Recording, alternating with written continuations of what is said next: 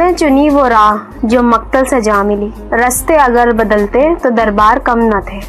سلام اور آداب کے ساتھ میں ہوں آپ کی ہوسٹ دعا جاوید۔ آج آپ کو ملوانے جا رہی ہوں ایک زبردست اور سحر انگیز شخصیت سے۔ تو جناب بوجھیے کون؟ یہ ہیں کرامت اللہ غوری، پاکستان کے روشن ستارے اور سفارتکار، ایک بے مثال شاعر۔ غوری صاحب نے 36 سال پاکستان کے لیے سفارتکاری کی اور اپنے کاندھوں پر پاکستان کا گھر اٹھائے دنیا میں پاکستان کی محبت کے رنگ دکھاتے رہے۔ کہتے ہیں عمل کا تعلق حقیقتاً جذبے سے ہوتا ہے۔ اگر کسی شخص میں کوئی کام کرنے کی لگن ہو تو وہ اسے ہر حال میں پورا کرتا ہے اور کر ڈالتا ہے۔ یہی مثال کرامت اللہ غوری پر پوری اترتی ہے۔ انہی کا شعر ہے کہ بس کرامت ہے میرے مولا کی، میں تو بس نام کا کرامت ہوں۔ جناب کرامت اللہ غوری صاحب بےحد نامور شاعر اور مضمون نگار بھی ہیں۔ آپ نے اپنے ادب سے لگاؤ اور شاعری کے عہد و پیما میں کسی رکاوٹ کو نہیں آنے دیا اور کرتاز سے کیا ہوا عہد بھرپور اور غیر مشروط طور پر پورا کیا اور اسے نبھاتے رہے۔ اور ساتھ ساتھ آپ کالم نگار اور عوامی اسپیکر بھی ہیں۔ جناب کرامت اللہ صاحب کویت اور عراق میں پاکستان کے سفیر کی حیثیت سے رہے اور اپنے فرائض بہت احسن طریقے سے انجام دیے۔ تو آئیے ملواتے ہیں آپ کو جناب کرامت اللہ غوری صاحب سے۔ تم تو کرامت گیانی ہو اور ملکوں مل کے بھرتے ہو، کوئی جگہ ایسی بھی دیکھی ظلم نہ جہاں نہ ہوتا۔ انہوں نے اپنی زندگی کا بیشتر حصہ ایز کیریئر ڈپلومیٹ گزارا، لیکن چونکہ ادب اور شاعری سے بھی لگاؤ تھا تو کچھ تصانیف، کچھ کتابیں تصنیف بھی کی ہیں۔ محترم ایمبیسیڈر کرامت اللہ غوری صاحب، مجھے وہ ایک واقعہ یاد ہے، ایک ساتھ یاد ہے جس طرح سے ہم نے دلی سے لاہور کی طرف ہجرت کی۔ اس کے بعد پھر میرا بچپن کراچی میں گزرا، بچپن بھی کراچی میں گزرا اور بہت ہی غیر معمولی حالات سے گزرا، اس لیے کہ وہ دور پاکستان بننے کے بعد کا وہ دور تھا۔ میرے ابا مرحوم مجھے بتایا کرتے تھے کہ وہ اس زمانے میں دفتروں میں کرسیاں نہیں تھیں، وہ گتے کے کارٹنز پر بیٹھ کے اور تختے سامنے رکھ کے ان پر لکھا کرتے تھے۔ تو ہم بھی میں نے جس اسکول میں تعلیم پائی وہ کراچی میں مشہور ہی تھا، ٹینٹ ہائی اسکول کے نام سے، جیل روڈ کراچی میں، جیل روڈ پر وہ واقع تھا اسکول، لیکن ہمارے اسکول کی عمارت نہیں تھی، ٹینٹ خیموں میں بیٹھ کے ہم پڑھتے تھے۔ اور کراچی میں اس زمانے میں آبادی بہت کم تھی تو ہوا بہت چلا کرتی تھی، اکثر یہ ہوتا تھا کہ خیمے اڑ جایا کرتے تھے، تو پھر ہم درختوں کی چھاؤں کے نیچے بیٹھ کے پڑھا کرتے تھے۔ تو میرا بچپن تو وہ اس طرح کا بچپن نہیں تھا جو ایک ندی کی شانت ندی کی طرح سے پانی بہتا جاتا ہے۔ میرا بچپن تو بہت ہی اتار چڑھاؤ، نشیب و فراز کا بچپن۔ میں نے اپنی یادداشتیں لکھی وہ روزگار سفیر کے عنوان سے، اور وہ 973 صفحات کی کتاب ہے جس میں میں نے اپنے پورے خاندان کی تاریخ بیان کر دی ہے۔ میں غوری ہوں، میں ہندوستان میں پہلی اسلامی سلطنت قائم کرنے والے کے خاندان سے ہوں۔ میرا سلسلہ نسب جا کے ملتا ہے غیاث الدین غوری سے، جو شہاب الدین غوری کے بڑے بھائی تھے۔ شہاب الدین کا کوئی بیٹا نہیں تھا، اس لیے شہاب الدین کی نسل نہیں چلی، غیاث الدین کی نسل چلی۔ اور میرے جد امجد تھے حضرت شنسب بن حریق، جو آل غور کے پہلے حکمراں تھے۔ اور یہ وہ دور تھا جب خلیفہ چہارم علی مرتضیٰ کی خلافت کا زمانہ تھا۔ وہ شنسب بن حریق میرے جد امجد آل غور کی سلطنت کے سربراہ تھے، اور غور کی سلطنت اس زمانے میں بھی اتنی وسیع تھی کہ آج کے پاکستان کا قلات اور بلوچستان کا بڑا حصہ اور ایران کے بلوچستان جس کو سیستان کہا جاتا ہے وہ ان کی قلمرو میں شامل تھا، اور غزنی تک کا سارا پہاڑی علاقہ۔ ہم غوری تو افغانستان کے پہاڑوں کی پیداوار ہے نا۔ تو میرے جد نے جب یہ سنا کہ جزیرہ نمائے عرب میں ایک نیا دین شروع ہوا ہے تو وہ گئے، کوفے گئے، اور جہاں جا کے انہوں نے علی مرتضیٰ کے ہاتھ پر اسلام قبول کیا، بیعت کی، اور علی نے ان کو ایک فرمان حکومت اور ایک پرچم عطا کیا تھا، جو اس کے بعد سے آل غور کے ہر سلطان کے تخت کے پیچھے نصب رہتا تھا۔ مجھ سے اکثر لوگوں نے، اکثر علماء دین نے بلکہ یہ سوال کیا ہے کہ میرے پاس وہ فرمان حکومت ہے جو علی مرتضیٰ نے دیا تھا۔ میں کہتا ہوں کہ وہ تو امتداد زمانہ کی نظر ہو گیا، پرچم بھی نظر ہو گیا، لیکن مجھے یہ فخر حاصل ہے کہ میرے اجداد نے ہندوستان کے بت کدے میں پہلی اسلامی سلطنت قائم کی تھی، اور کیسے فراغ دل لوگ تھے، کیسے فراغ دل لوگ تھے کہ شہاب الدین غوری کو جب بڑے بھائی غیاث الدین نے غزنی طلب کیا تو وہ اپنے غلام قطب الدین ایبک کو ہندوستان کی سلطنت سونپ کے چلے گئے۔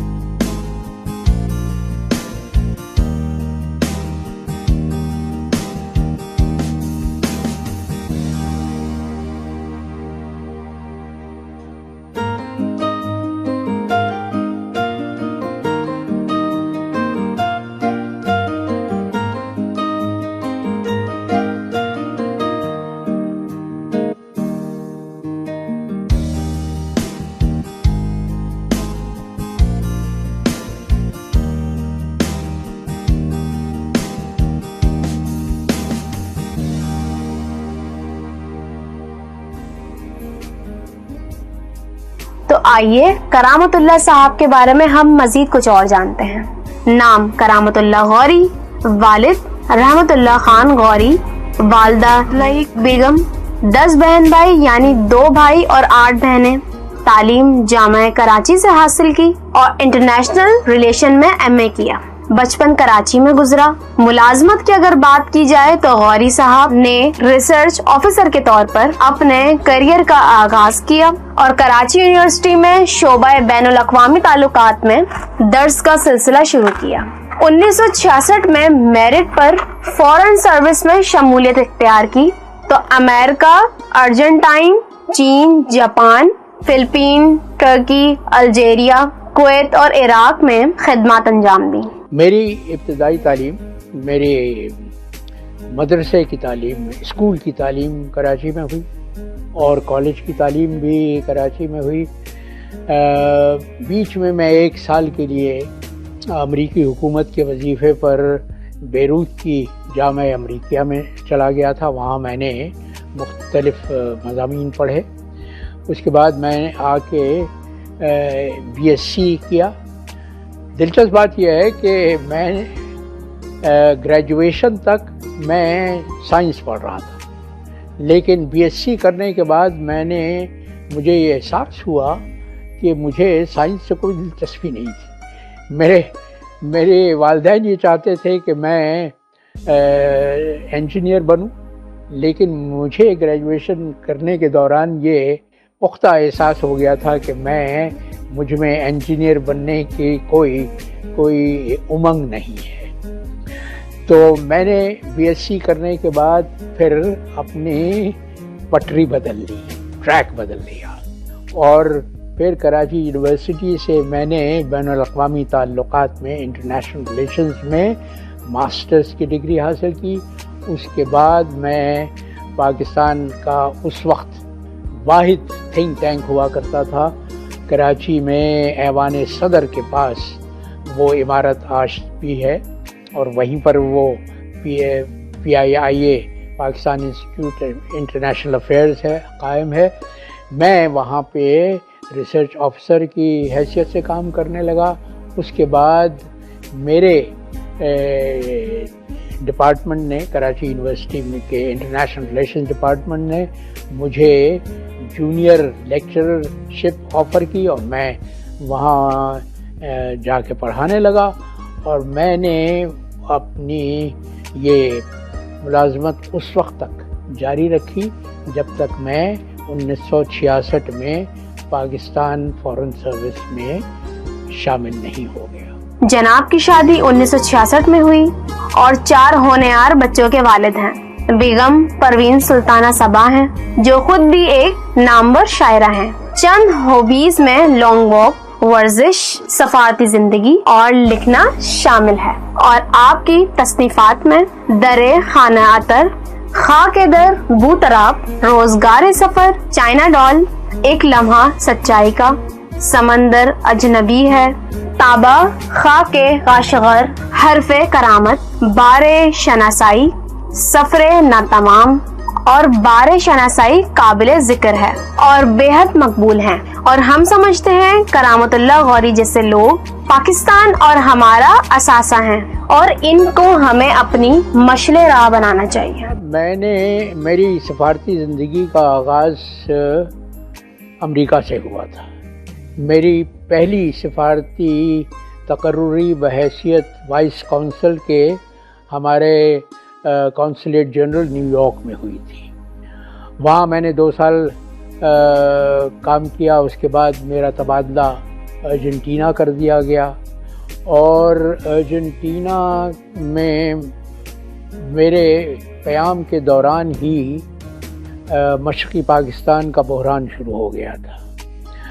تو وہاں سے پھر 1971 میں جو ہمارے سیاسی بحران کا عروج کا زمانہ تھا، میرا تبادلہ فلپینز کر دیا گیا.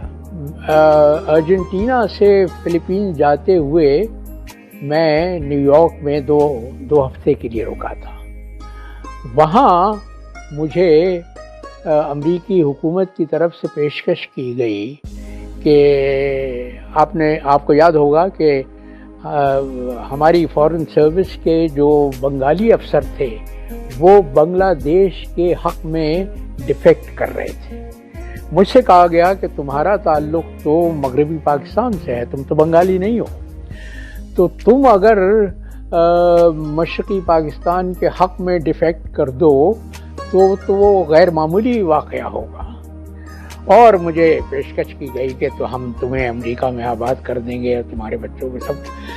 میں نے کہا کہ میں پاکستان کا نعرہ لگاتے ہوئے پیدا ہوا تھا، میرے خون میں پاکستان ہے، میں اپنے وطن سے غداری کا کبھی تصور بھی نہیں کر سکتا. لیکن میں آپ کو اتنا بتاتا چلوں کہ وہ ایک سفارتکار کے لیے، اور خاص طور پہ ایسے سفارتکار کے لیے جس کا ضمیر مردہ نہ ہوا ہو، بہت مشکل دور تھا. اس لیے کہ بطور سفارتکار کے مجھے رسائی تھی بین الاقوامی میڈیا تک. ہمارا پاکستانی میڈیا تو کچھ اور، اس وقت تو سرکاری نجی میڈیا کا کوئی وجود ہی نہیں تھا. جہاں تک ٹیلی ویژن کا تعلق تھا وہ پوری طرح سے سرکار کے قبضے میں تھا. تو ریڈیو پاکستان سے جو بلیٹن جاری ہوتے تھے وہ اکثر بین الاقوامی بلیٹن سے بالکل متصادم ہوتے تھے. تو میرے لیے بہت ہی مشکل دور تھا کہ مجھے معلوم تھا کہ مشرقی پاکستان میں مظالم ہو رہے ہیں، فوج مظالم کر رہی تھی، بنگلہ دیش کے بنگالی عوام کو ان کے بنیادی جمہوری حقوق سے محروم کیا جا رہا تھا. لیکن پھر بھی بطور پاکستانی سفارتکار میں اپنے موقف کا دفاع کر رہا تھا، اور اس دفاع کے دوران جو معاملات ہوئے، جو دل و ضمیر پر جو گزری، وہ میں ہی جانتا ہوں۔ اگر آپ کے دامن وقت میں گنجائش ہو تو میں عرض کرتا چلوں، بیان کرتا چلوں کہ ایک غیر معمولی واقعہ۔ میں منیلا میں تھا جب مشرقی پاکستان کا سانحہ اپنے عروج پر تھا، اور آپ کو شاید معلوم، مجھے نہیں معلوم کہ یہ آپ کو پتہ ہے یا نہیں، کہ بنگلہ دیش تحریک کا باہر کی دنیا میں جو سب سے بڑا مرکز تھا وہ ہانگ کانگ تھا، اور ہانگ کانگ منیلا سے، جہاں میں سفارتکار کے طور پہ کام کر رہا تھا، وہ صرف 1 گھنٹے سے کم کی فلائٹ پر ہے۔ تو منیلا میں اس زمانے میں بھی 7 نجی ٹیلی ویژن چینلز تھے، اور وہ 7 نجی ٹیلی ویژن چینلز اور فلیپینز کے اخبارات پوری طرح سے بنگلہ دیش کے حق میں، بنگالیوں کے حق میں پروپیگنڈا کر رہے تھے۔ میرے ساتھ یہ ہوا کہ میں جب وہاں جون 1971 میں پہنچا، تو میرے پہنچنے کے 1.5 مہینے کے بعد ہمارے سفیر جو بنگالی نژاد تھے، خرم خان پنی، دلچسپ بات یہ ہے کہ میں بھی اپنا نام لکھا کرتا تھا کے غوری، اور وہ اپنا نام لکھتے تھے کے پنی، اور وہ اتنے خلیق انسان تھے۔ ان کا وہ اس خاندان سے تھے جس خاندان میں مسلم لیگ کا جنم ہوا تھا۔ نواب سلیم اللہ ڈھاکہ کے جو نوابین کہلاتے تھے، وہ خرم خان پنی اس خاندان کے تھے۔ تو وہ اتنے شفیق تھے کہ میں جب وہاں پہنچا ہوں، اور وہ اس کے بعد آپ کو معلوم ہے کہ سفارتی حلقوں میں کس طرح سے تعارف ہوتا ہے، ریسیپشنز میں لوگ ایک دوسرے کو پہچانتے ہیں، جانتے ہیں۔ تو ایمبیسڈر پنی کا یہ انداز تھا کہ وہ جب مجھے متعارف کراتے تھے، اور میں نوجوان تھا، تو وہ میرا تعارف اس طرح سے کراتے تھے کہ یہ میرا 2nd آفیسر ہے، لیکن میرے بیٹے کی طرح سے ہے۔ تو انہوں نے جب ڈیفیکٹ کیا، اس کے بعد میری 5 سال کی بھی سروس نہیں تھی، تو میں پاکستان کے جملہ امور کا واحد انچارج تھا فلیپینز میں۔ اور دلچسپ بات یہ ہوئی کہ خرم خان پنی نے ڈیفیکٹ کیا بنگلہ دیش کے حق میں، اور اس کے بعد جب بنگلہ دیش قائم ہوا تو انہوں نے پنی صاحب کو اپنا سفیر نامزد کیا انڈونیشیا کے لیے۔ وہ جکارتا میں رہتے تھے۔